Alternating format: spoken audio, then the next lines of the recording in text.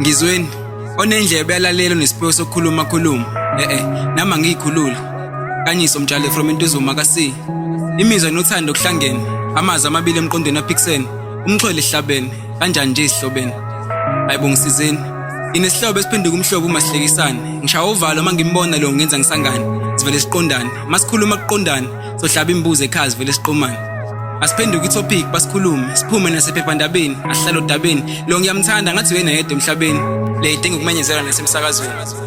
ngenze njani ngibuzile kubangani bahleka bathi ngiyasangana yebo ngiphoxekile kodwa lo muzi lokhumile asihlali ndawonye kodwa ngathi ngahlezi ndawonye ngathi ngamemeza sivele obala bonke basibona lento ngizoyibuyisela eEden Adam and Eve vele sonke sabandawonye umndeni uzoxola ngicela ushwele idlozi isimo salibona siphethe intambo yothanda ifindo sifuna ukulibopha inhliziyo ziyopha Kanyiso Mtshali from Intuzuma kaSi ngizweni onendlebe yalalelo nesiphiwo sokukhuluma